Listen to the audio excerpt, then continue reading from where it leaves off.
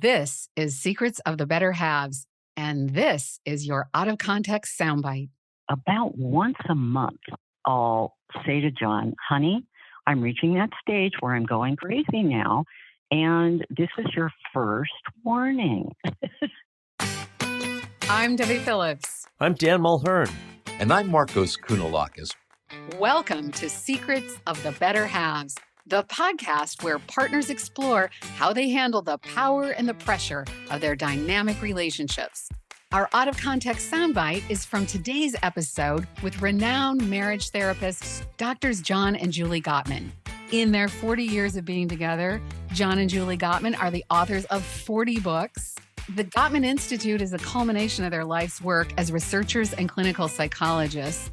They have a proven method for how to create healthy relationships. They can predict with 90% accuracy in 15 minutes whether your relationship will survive or not. Well, thoughts of the Gottmans strike fear in me authentically because they're professionals and I'm not when it comes to relationships. Well, it's funny, when I think of the Gottmans, I fall in between the two of you because, like you, Marcos, I'm just working at it all the time, and they're going to tell me things I'm not doing well. But Debbie, like you, I find them so incredibly helpful, and so I can't wait. When I think of the Gottmans, what it raises for me is my relationship with my late husband, Rob. We were disciples of the Gottmans' work. It truly saved our marriage. John and Judy Gottman, thanks for being here. Thank you. It's terrific to be able to talk with you. Dr. Judy Gottman, you are the famous John Gottman's better half. Our show is about better halves, but we live in a society that loves the hero. And so I wonder, are there times when you feel like you're not really an equal partner, or as we say, the better half? Do you feel like sometimes you're 40% or 38, or what's it like for you? I can be 10%. I can be 30%. We're doing really well if I'm 50%. I've had times when we were being chauffeured around to radio stations in Chicago, and the fellow who was driving said to me as I got to the car first, sorry, this car is for Dr. Gottman. And I said, which Dr. Gottman? Fuming and furious. So that kind of stuff happens all the time. What's it like for you? It's frustrating. We would like to think that our culture is an egalitarian culture. It is far from it. On the other hand, it's confusing, guys, because I think John is brilliant. I mean, he is probably a genius. He's incredible. And I think he deserves every bit of hero worship he gets. But I have contributed a few things to this work, like most of the interventions and all of the clinical acumen and so on. And so it would be nice to get a little bit more recognition for all that, but to sexist culture. So what are you going to do? You just keep going. And John, it makes me curious, like, what is it like when you hear Dan ask Julie that question? I struggle with this, and I always say this work is a collaboration, 50-50. We've argued everything out. And, I always recognize Julie's contribution, and she's aware that I do that. But it doesn't always translate in an interview. Right. I mean, John is unfailingly generous. In fact, I think he gives me more credit maybe than I deserve. But what happens is he will say something, akin to what he just said to a TV interviewer or something. The TV interviewer will ask a question, I'll answer the question, and the person will not respond at all. The interviewer, they'll just turn to John and say, Dr. Gottman, what do you think?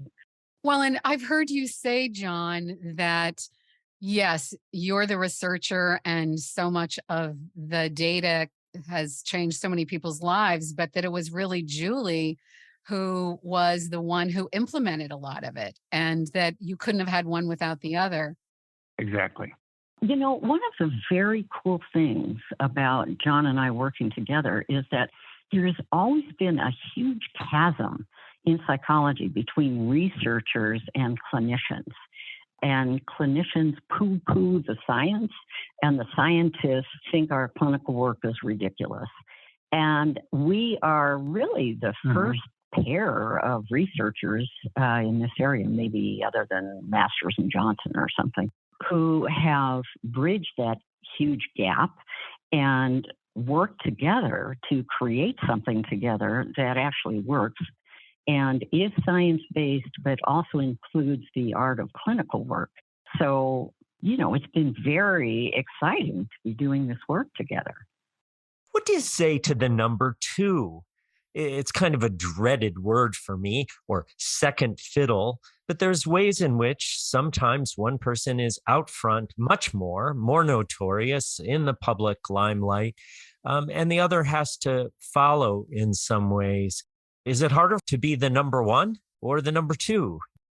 I know for me, being number 1 because I'm a guy has been really painful because it's just not true. I mean, I've learned so much from Julie. If it wasn't for her, none of this would have happened. And it wasn't for her intuition and experience or clinical experience or her know-how, none of this would have taken place. I would have stayed in academia watching people deteriorate over time and making good living. But I wouldn't have really gotten into really helping people. It was all Julie. And so when I get the credit for what she's contributed, it's really painful. I really dislike it. I want to give credit where it's due. I've always done that as an academic. I think, when you quote other people's work and you really enjoy other people's work, you're not diminished by that. On the contrary, you're a colleague and you're giving credit where it's due. And Julie, what's harder, being the number 1 or the number 2? They're hard in different ways. It's not a competition. I'm not sure which is harder.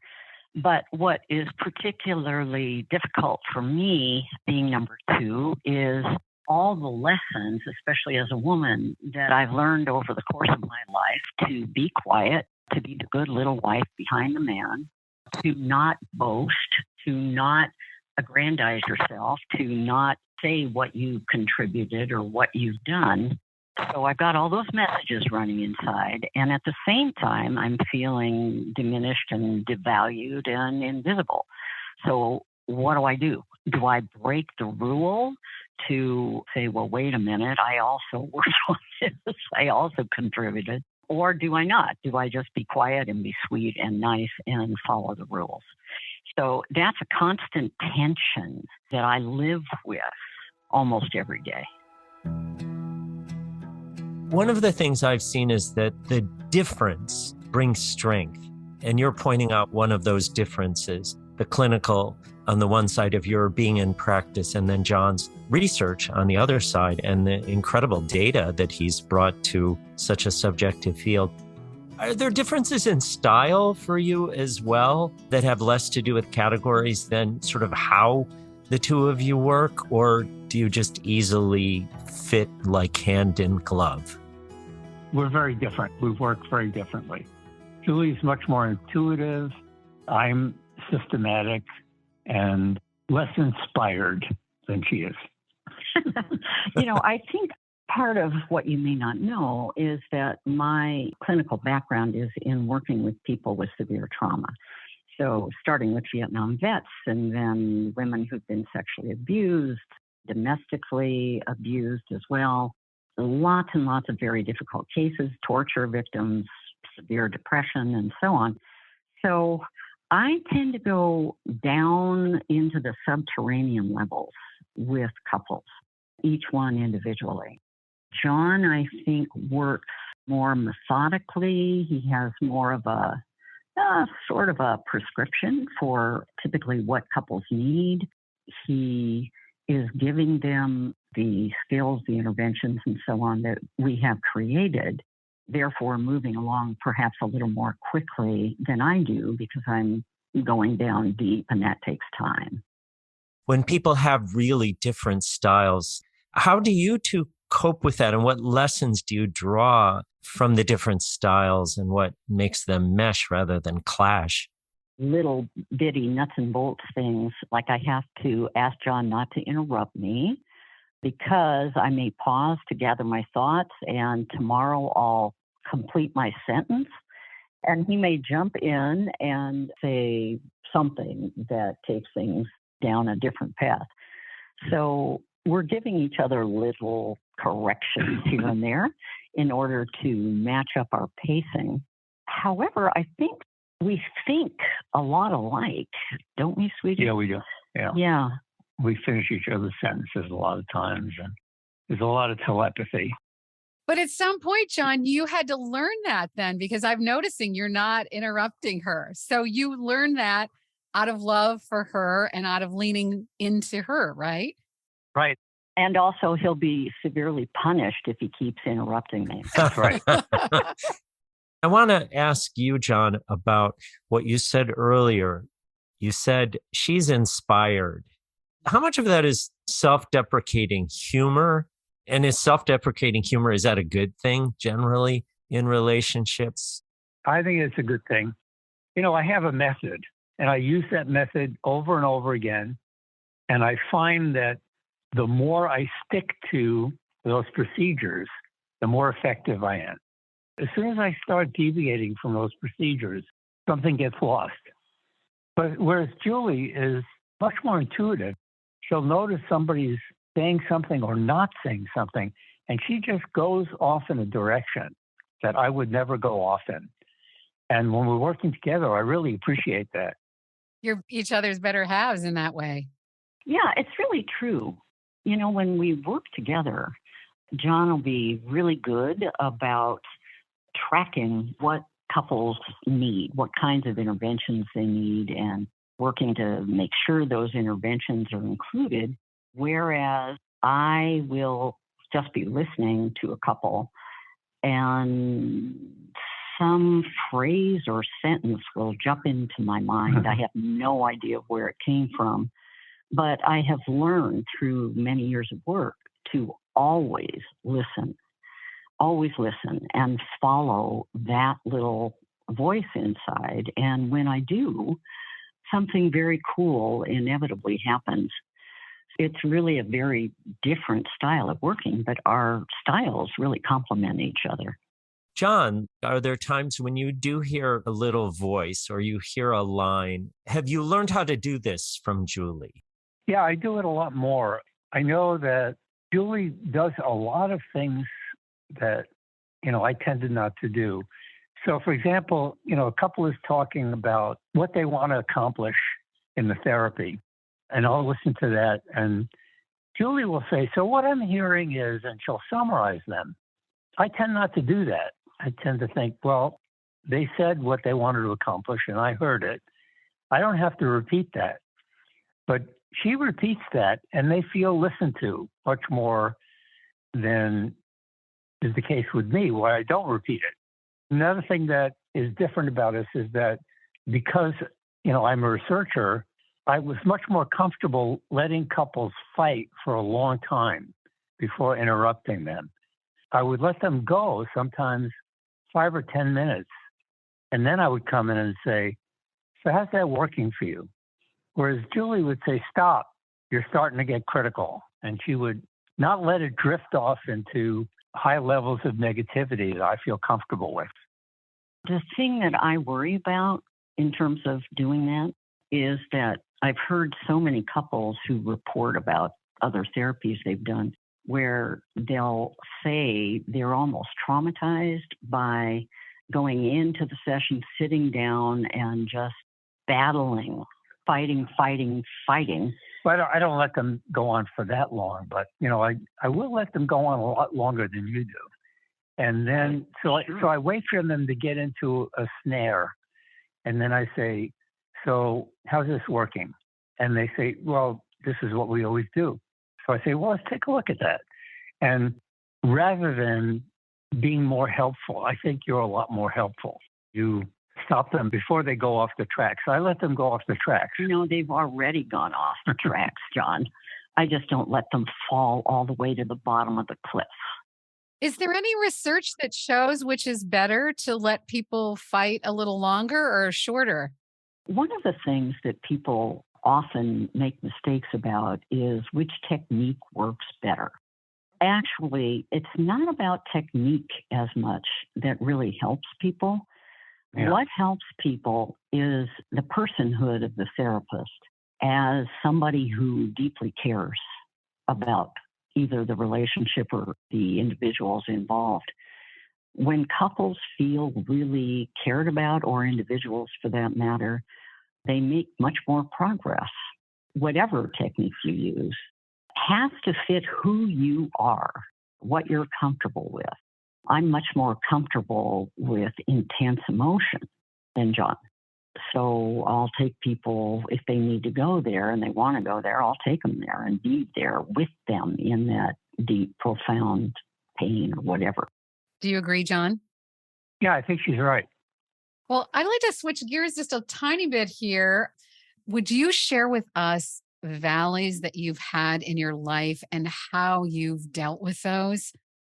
Yeah, we had one that was really pretty bad, and we fought about it constantly. We had a house in Seattle, and we used to vacation in the San Juans on Orcas Island. And we even rented a house for an entire month that was on the water, and we would kayak and canoe. And Julie announced that she wanted to buy a house on Orcas Island, a cabin, small cabin. And I was adamant that that was extravagant. We fought about this, and finally we went to couples therapy. This is before we started working together. And we had a therapist who really liked me more than she liked Julie. One day, she said to me, a great marriage is all about boundaries. And John, you can just say no to Julie, and she has to live with that. And I turned to Julie and said, do I sound like her? And Julie said, yeah, you do. And I said, well, I don't want the kind of marriage that's based on boundaries. I want a marriage that's based on being together. And so we fired the therapist and went home and talked about it for days and days. And created yet another intervention. That's when we started working together. Right. And we created this intervention called the Dreams Within Conflict, because what we found was that there were good reasons why I was saying no. And it really had to do with my parents having fled the Holocaust in Austria in 1938 after Kristallnacht. And my dad always conveying to me that you should never trust in property. All you can count on as a Jew was what was in your mind. And you might have to flee at any time. And that was why I really didn't want to invest in property. What was crucial for me is, as a kid, I grew up in an extremely unhappy home in Portland, Oregon, but it had the great advantage of being 2 blocks away from the country's largest wild municipal forest. So I used to sneak out of the house at night, beginning around age 8, and I'd go sleep in the forest and then come back before sunrise, get into my bedroom, and nobody knew I was doing that. And I did it for probably 6-7 years, something like that. And so I had a tree that I slept in, and that tree became my home.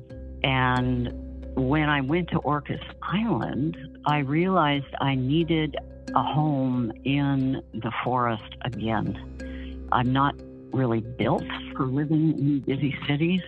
Seattle was very busy, and so that would have been my refuge, that little cabin on Orcas Island. Once we really understood one another's dreams, we were able to really experiment with a compromise. We bought this house, and we decided that in exchange for doing that, we would keep a kosher home, which I wanted to try. If I was still unhappy after 2 years, we would sell the place and continue renting. After one summer in this house, I was completely sold. I fell in love with Orcas Island and really learned to appreciate nature in a way that I hadn't as a New Yorker. And Julie, do you want to share what your valley was? The worst valley for John and I was when we had an extreme difference of opinion about a fellow we hired. I thought the guy was a con artist. John thought he was totally trustworthy. And John failed to listen to my intuition about this guy and followed his own. And his own turned out to be wrong. And it cost us financially, as the guy was an embezzler. And it hurt our marriage too, because I needed to be listened to, not only for my sake, but for the survival of our financial well-being as a married couple. And at that time, John chose not to listen. So that was a very difficult time for us. How did you recover? We recovered by talking it out. And my really understanding why John trusted this guy and where that trust was coming from for him. And then I shared, of course, my own feelings that I wasn't being listened to. And John really heard those, deeply apologized, and that apology was very meaningful. John used the word, Julie announced that we were going to buy this house. It strikes me that it's almost like she was on one side of the fence and you were on the other side. And she said, this is what we're going to do. What's the question we can ask to go deep when we're on two sides of the fence? How do we do that for each other? How did you do it? We actually developed 6 very simple questions for couples to get over a gridlock like we had. They don't always work, but 87% of the time, these 6 questions work. Where do they find these steps? They can find them at the Gottman Institute. If they just go to the Gottman Institute website, www.gottman.com, and type in Dream Within Conflict Intervention, they'll be led to a place where it can be sourced. The first question is, do you have any values, ethics, or guidelines that are part of your position on this issue? The second question is there any childhood history or background history that's a part of your position on this issue? Story. Yeah, is there a story behind it? The third question is, why is this so important to you? Fourth question is, what are your feelings about this issue? The fifth question is, if you could have things exactly the way you want them regarding this issue, what would your ideal dream look like?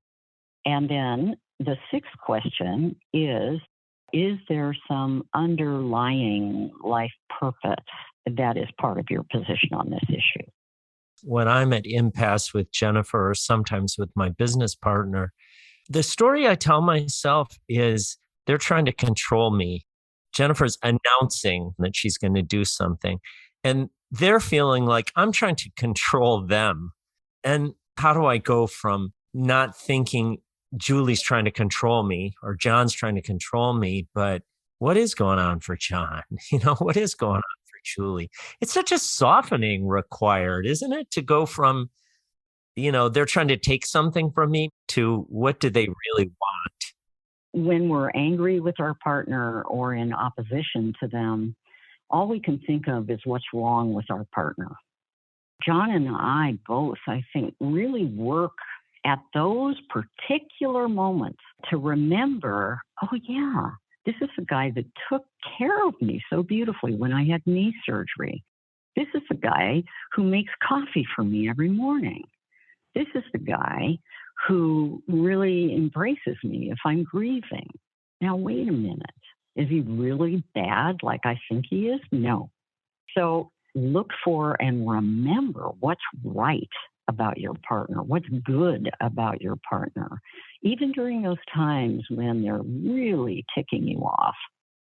You said that you watch people and that you can predict divorce from marriages that last and even good marriages by watching a 15-minute conversation. And I read that, and I cite this to students at Berkeley. And every time I say, it seems crazy. So I think you have to explain to people how in the world you make this claim, what the claim is, and what the implication is. What we discovered, what Bob Levinson and I discovered very early in our collaboration. When we first started, we had no hypotheses about things.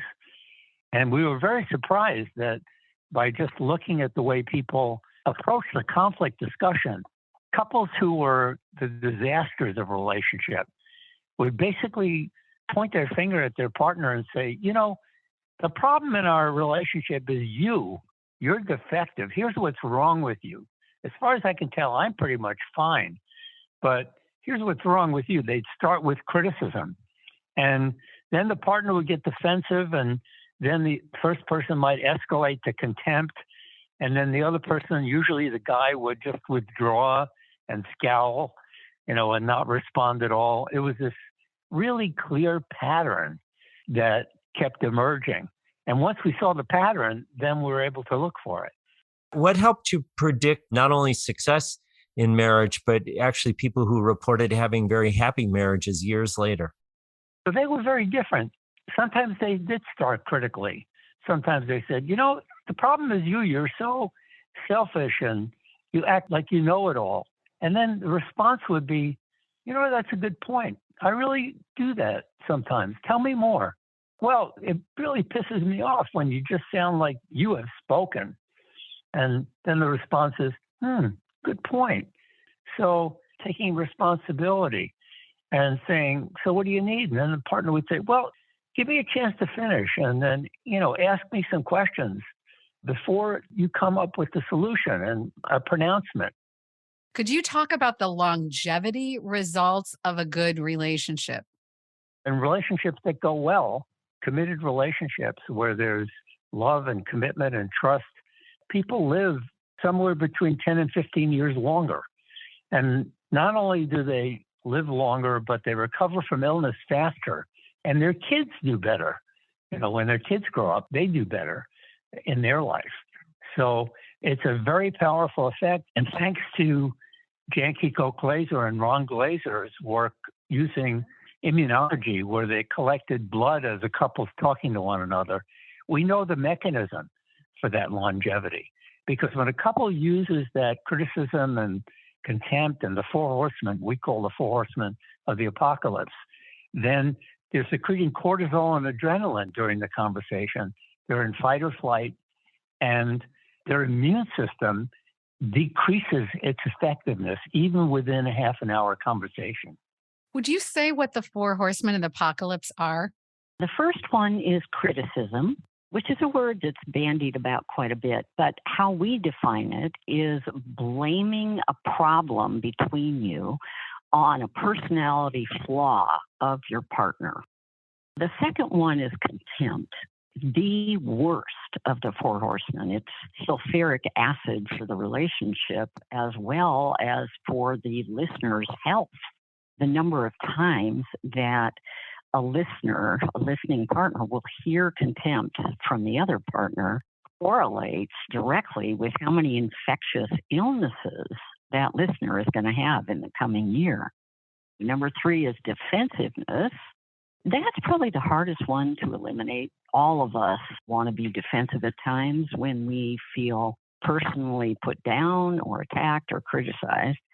And defensiveness comes in 2 forms. One form is kind of the whiny victim. I did too pay the bills on time. What do you mean? That's one form of defensiveness. The other one is counterattack. Oh, yeah? Well, you didn't pick up our kids on time either. Counterattack. Defensiveness is often the response to criticism and contempt.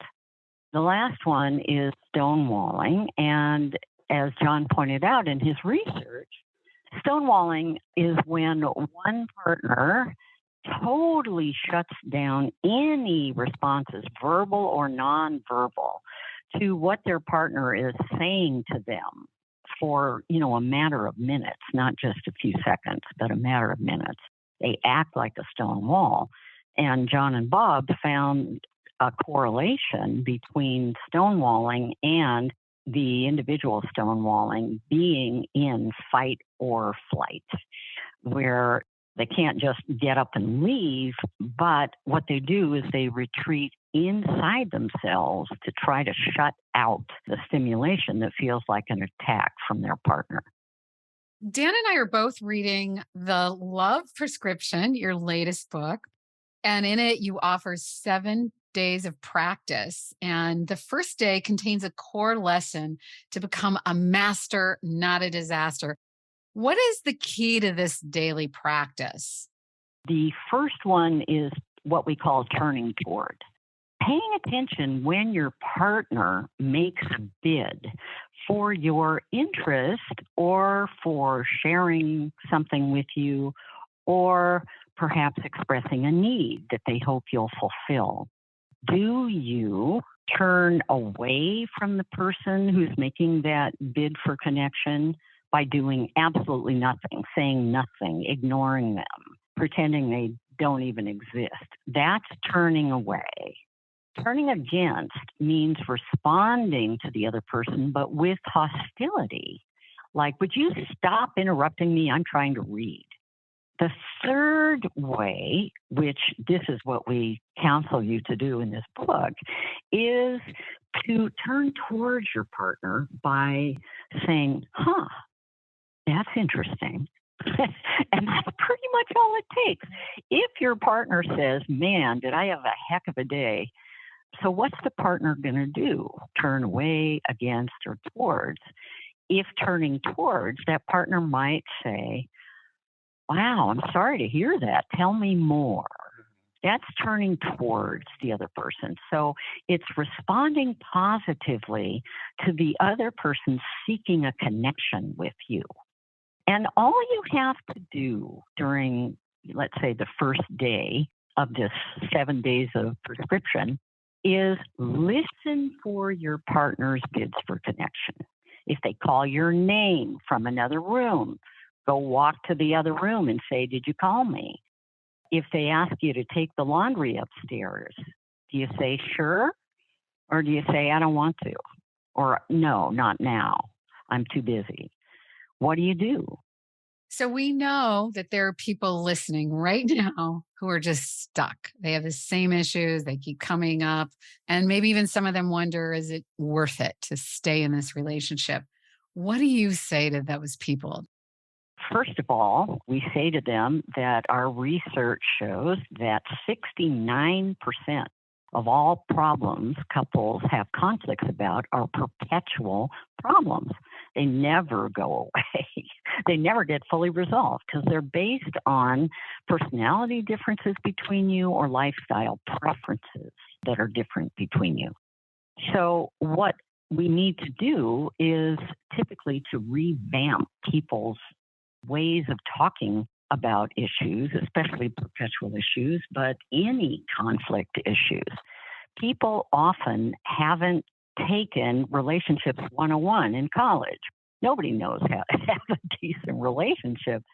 So the neat thing about some of the work we've done is that we see how couples can be successful, and we've mapped out how people can talk about conflicts in a way that is much calmer, more constructive, more caring, and more satisfying.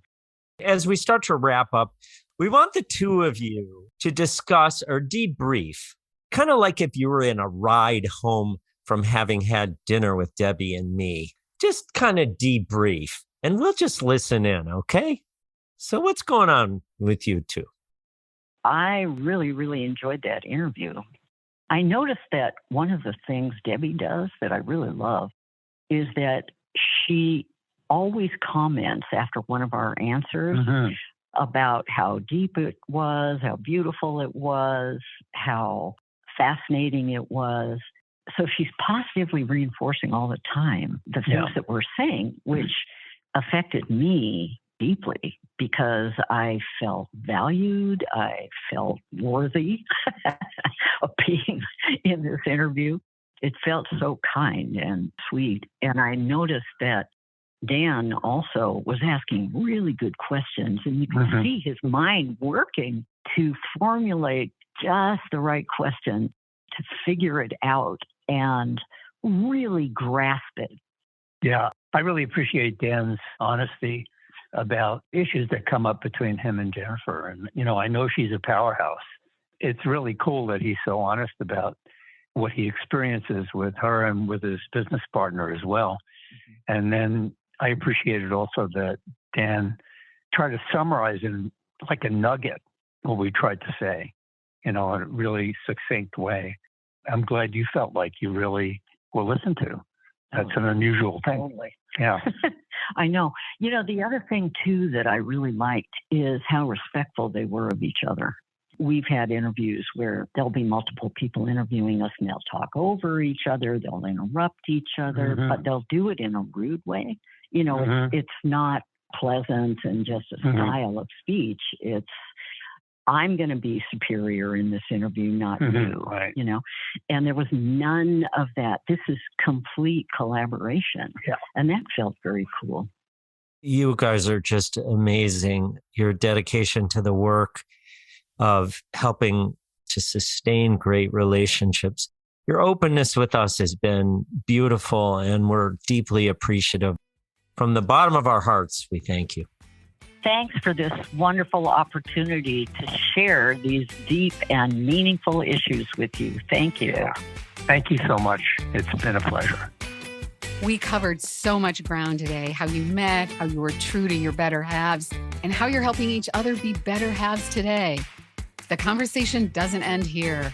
Curious about what we learned? Join us for the after show where we all exhale and share our thoughts. You can find it in your podcast feed now. See you there. We hope you enjoyed Secrets of the Better Halves. We invite you to go to Apple Podcasts and leave an honest 5-star rating and write a positive review. On Spotify, click the 3 dots and rate the show. It'll help more people like you find us. And wherever you're listening, click the follow button so you never miss an episode.